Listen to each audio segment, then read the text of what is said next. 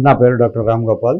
Metro pillar number 1552 MeeSeva రోడ్లో ఉన్నటువంటి Manjusudha multi speciality హాస్పిటల్లో పొద్దున 9 నుంచి మధ్యాహ్నం 2 వరకు పనిచేస్తాం.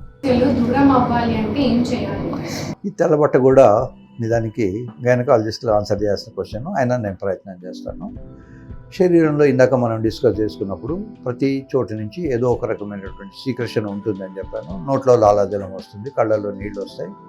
అలాగే జెనిటేలియాలో ఉన్నటువంటి మ్యూకస్ మెంబ్రెయిన్, లోపలి వైపు ఉన్న స్కిన్ మ్యూకస్ మెంబ్రెయిన్ అంటాం, బయట ఉన్నదాన్ని స్కిన్ అంటాం. లోపలి వైపు ఉన్నటువంటి ఈ మ్యూకస్ మెంబ్రెయిన్ నుంచి కొన్ని సీక్రెషన్స్ వస్తాయి. ముఖ్యంగా ఎక్సైట్ అయినప్పుడు కానీ, తర్వాత మిగతా వాళ్ళ సైకిల్ పీరియడ్ బట్టి కొన్ని సీక్రెషన్స్ వస్తాయి.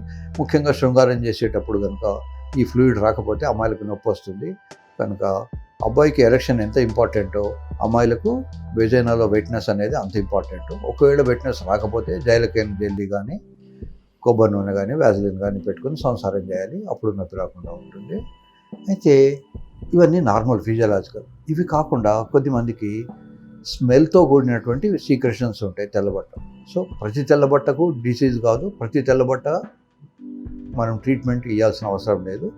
ఏదైతే కోపియస్ ఫ్లూయిడ్స్ రావడము, స్మెల్ ఉండడము, అట్లాంటి వాటికి మాత్రమే ట్రీట్మెంట్ ఇవ్వాలి. అది క్లమిడియా అనే ఇన్ఫెక్షన్ వల్ల రావచ్చు, ఫంగస్ అనే ఇన్ఫెక్షన్ వల్ల రావచ్చు, తర్వాత వేరే బ్యాక్టీరియాలు, రకరకాల బ్యాక్టీరియాలు ఉంటాయి, ఆ బ్యాక్టీరియాల వల్ల కూడా రావచ్చు. యూజువల్గా దీనికి డాక్టర్స్ డాక్సైక్లిన్ అనేటువంటి యాంటీబయాటిక్ పెడతారు.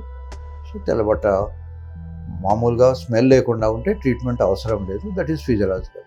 స్మెల్తో కూడింది కానీ, నొప్పితో కూడిన కానీ తెల్లబట్ట ఉంటే డాక్టర్స్ దగ్గరికి వెళ్ళి కన్సల్ట్ కావాలి.